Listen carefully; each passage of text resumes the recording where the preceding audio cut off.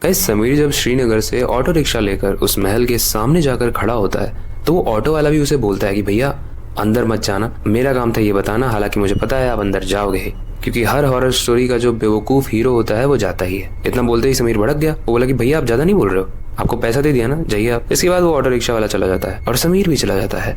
लेकिन उस डरावने महल के अंदर जैसे वो उस महल को खोलता है, एक बहुत ही पुराने से दरवाजे के खुलने की आवाज आती है और जैसे ही दरवाजा खुलता है सामने से एक बहुत ही पुरानी अजीब सी डरावनी बिल्ली गुजरती है। वो बिल्ली इतनी तेजी से गुजरती है कि समीर उसको देख भी नहीं पाता है। लेकिन खैर ये कोई बड़ी बात नहीं थी, बिल्लियां तो होती ही हैं पुरानी जगहों पे। लेकिन तभी उस महल के अंदर एक इंसान झाड़ू लगा रहा था। महल के अंदर एक बहुत बड़ा सा पेड़ था जिसके अंदर से पत्तियां झड़कर नीचे गिर रही थी और जो पत्तियां नीचे गिर रही थी वो इंसान उन्हीं पत्तियों को झाड़ू लगा रहा था। और जैसे ही वो देखता है कि समीर महल के अंदर आ चुका है, वो इंसान समीर को देखता है और बोलता है कि तुम कौन हो और तुम यहाँ पर कैसे आए। समीर बोलता है कि सर मुझे एक दो फोटोज लेनी थी इसलिए मैं यहाँ पे आया हूँ। वो इंसान बोलता है यहाँ से निकल जाओ, शाम होने वाली है। समीर बोलता है मैं निकल जाऊंगा लेकिन मैं एक दो फोटो ले लूं, अपने दोस्त से चैलेंज लगाया है तो उसको सेंड करना है कि मैं यहाँ पे आया था। लेकिन वो इंसान बोलता है कि तुम फोटो तो ले लोगे लेकिन फोटो आएगी नहीं। समीर बोलता है अरे कैसे नहीं आएगी यार, कुछ भी बोलते हो, ये पकड़िए आप मोबाइल हमारा, हम यहाँ पे खड़े हैं पेड़ के सामने, हमारी फोटो खींचिए। समीर पेड़ के सामने खड़ा हो जाता है और वो बहुत खुश था कि यार फोटो निकल रही है, मस्त, अब यहाँ से निकल जाऊंगा। अब सामने जो इंसान झाड़ू लगा रहा था वो उसका मोबाइल पकड़ के समीर की फोटो खींचता है।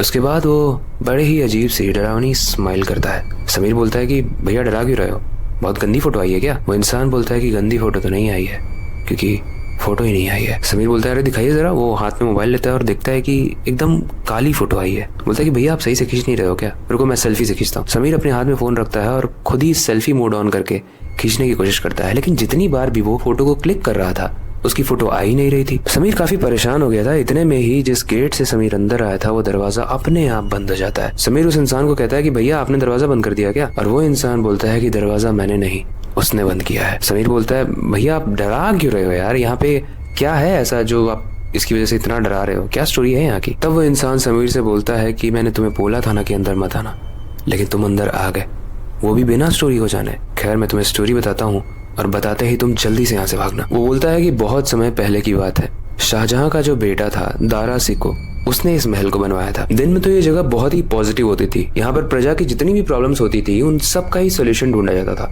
चाहे वो एस्ट्रोलॉजी से हो, साइंस से हो या फिर ब्लैक मैजिक से हो। और इस बैक स्टोरी में भी एक ट्विस्ट है। हमने औरंगजेब के बारे में पढ़ा है, कितना खूंखार राजा था, तो इस कहानी में उसका कनेक्शन ये है कि जब औरंगजेब दारा सिको का मर्डर करवा देता है, कत्ल करवा देता है, तो यहाँ से कहानी में एक ट्विस्ट आता है। दरअसल बात यह है कि ये जो शाहजहां का बेटा दारा सिको था ये राजा बनने वाला था, लेकिन औरंगजेब को सत्ता की कितनी भूख थी वो तो हमने इतिहास में पढ़ा ही है, उसने अपने बाप तक को नहीं छोड़ा था, तो ये तो कौन ही था उसके लिए। एक दिन औरंगजेब दारा सिको को पार्टी में बुलाता है, ये बोल के कि आज मेरा जन्मदिन है आ जाओ। दारा सिको खुशी खुशी चला जाता है क्योंकि औरंगजेब काफी फेमस था, सब लोग उसको जानते थे। और दारा सिको जब उसके सामने बैठा हुआ था तो वो उसकी प्रशंसा भी कर रहा था कि आप काफी काबिल राजा हैं और बहुत सारी बातें हो रही थी। लेकिन धीरे धीरे दारा सिको फेंट होने लगा, वो बेहोश होने लगा। उसके बाद लेट कर उसके मुंह से झाग निकलने लगा और आसपास के लोग समझ गए कि औरंगजेब ने इसे जहर दे दिया। लेकिन गाइस कहानी यहाँ पर खत्म नहीं हुई, क्योंकि उसके बाद जहाँ पर दारा सिको रहता था, यानी ये जो परी महल था, ये खाली कर दिया गया, या फिर शायद लोगों की नजर में ये खाली था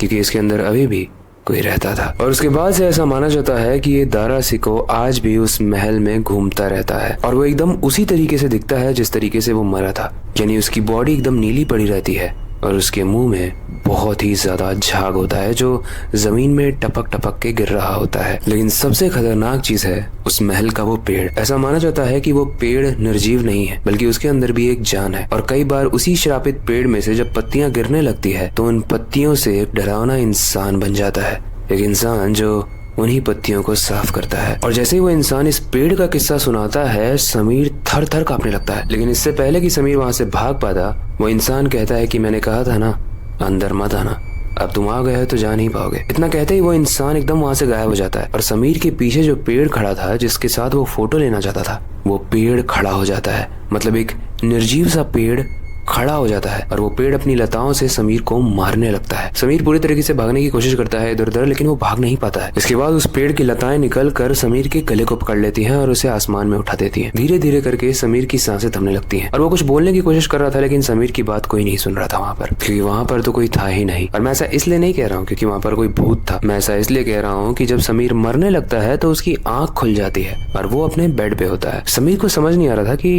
इतना डरावना सपना उसने देखा। अभी वो अपने दोस्त को कॉल करता है ये चेक करने के लिए कि क्या ये चैलेंज उसने सच में दिया था और क्या वो वहाँ पे गया था। वो अपने दोस्त को कॉल करने की कोशिश कर रहा है, लेकिन उसका दोस्त कॉल नहीं उठाता है। चलते चलते टेंशन में आके वो वापस अपने दोस्त को कॉल करने का ट्राई कर रहा है, तभी वो अपने रूम के शीशे के सामने आ जाता है और उसके बाद वो जो देखता है, वो देखने के बाद वो थर थर कांपने लगता है, क्योंकि उसके गले पर ठीक वही निशान थे जैसा उसने सपने में देखा था, यानी पेड़ की लताओं के निशान जिसने उसके गले को पकड़कर उसे ऊपर उठाया था। मैंने इस चीज को देखने के बाद समीर समझ गया कि ये कोई मजाक नहीं था, बल्कि ये डेस्टिनी थी, ये उसकी किस्मत थी जिसकी वजह से वो बच गया। उसके बाद उसके दोस्त का कॉल आता है और वो बोलता है कि समीर तू ठीक तो है ना। समीर बोलता है कि भाई तू एक चीज़ कन्फर्म कर देगा कि तूने कोई मुझे चैलेंज दिया था और मैं कहीं गया था क्या, श्रीनगर या ऐसी जगह पे। उस फोन के अंदर से आवाज़ आती है, चैलेंज मैंने नहीं दिया था, लेकिन जिसने तेरा गला पकड़ा था वो मैं ही था। ये चीज़ बोलने के बाद फ़ोन कट जाता है और समीर समझ नहीं पाता है कि ये क्या था। उसका दोस्त उसे डराने की कोशिश कर रहा है। उसके बाद से गाइस ऐसा माना जाता है कि समीर की मानसिक स्थिति पूरे तरीके से बिगड़ गई, और यही होता है जब हम ऐसी फालतू जगहों पर जाते हैं। गाइस परी महल आज भी एक टूरिस्ट स्पॉट है, वहाँ पर लोग जाते हैं। कई बार लोग घूमने के लिए जाते हैं और कई बार हमारे कहानी के समीर की तरह चैलेंज